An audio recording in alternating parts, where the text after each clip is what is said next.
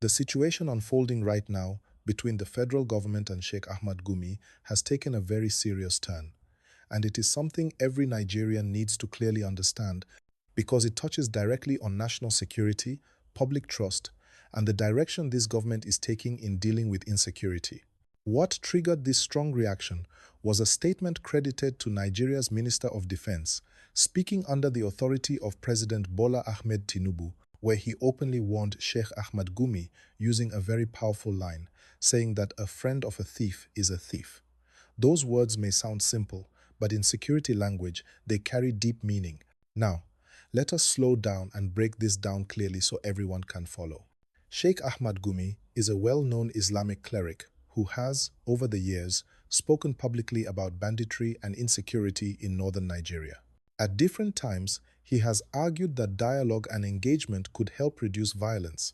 He has even admitted to meeting some of these armed groups in the past, saying his aim was peace. However, many Nigerians have always questioned those actions, asking whether such meetings truly helped victims or instead gave dangerous attention to people involved in criminal activities. Please, if you are following this breakdown and it is making sense to you, take a moment now to like this video and subscribe to the channel. It helps the channel grow and ensures you keep getting updates like this in real time.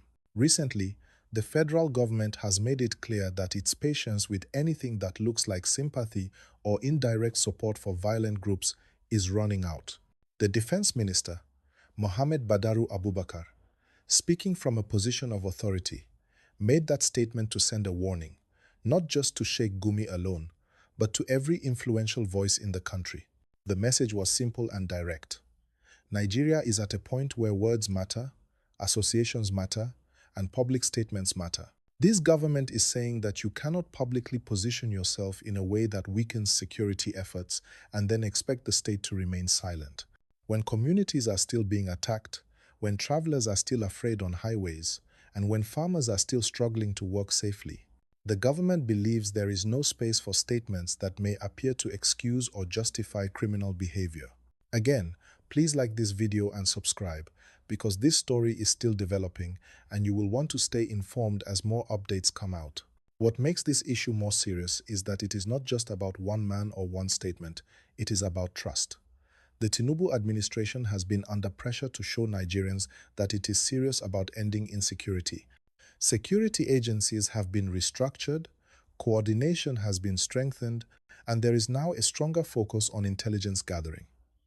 In that kind of environment, any voice that appears to contradict official security efforts will naturally attract attention. The defense minister's words were not accidental. In government communication, statements like this are usually deliberate.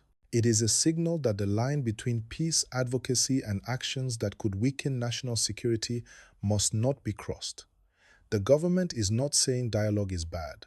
What it is saying is that dialogue must be carefully handled, properly authorized, and must never create the impression that criminals are being understood more than victims.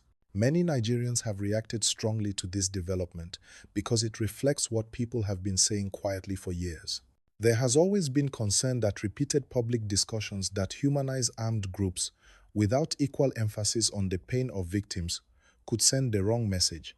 The defense minister's statement appears to align with that public frustration. If this explanation is helping you understand the issue better, please remember to like this video and subscribe to the channel.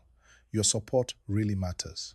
Now, from Sheikh Gumi's side, it is important to say this clearly. As of now, there has been no official charge, no arrest, and no court action announced against him. This is a warning, not a conviction. His supporters argue that his intention has always been peace and that talking is better than fighting. They insist that silencing voices like his could close potential paths to peace. However, the government's position is that Nigeria has reached a critical stage where clarity is needed. You cannot speak in ways that may reduce confidence in the security forces or appear to defend those causing harm. The administration believes that every influential voice must be firmly on the side of law, order, and the protection of innocent lives. This is also why intelligence agencies are reportedly paying closer attention to public narratives, not to silence free speech, but to ensure that public messaging does not encourage or embolden criminal elements. In security matters, perception can be as powerful as action. Please like this video and subscribe because understanding these details helps us all make sense of what is happening in the country. Politically, this development also sends a strong signal about the Tinubu administration's leadership style. It shows a government that is willing to confront sensitive issues directly, even when they involve influential religious figures. This approach may earn praise from those who want a tougher stance on insecurity, while also attracting criticism from those who fear it could increase tension. But beyond politics, the real issue remains the safety of ordinary Nigerians. Markets, villages, roads, and schools are at the center of this conversation. The government is under pressure to deliver results, not just strong statements, and from the tone of this warning, it is clear that officials want everyone to align with that goal. The Defense Minister, Mohammed Badaru Abubakar, did not speak emotionally. He spoke with the authority of the state. In security communication, such language is often used to draw boundaries. It is a way of saying that the government will no longer stay quiet when it believes certain narratives could harm national efforts.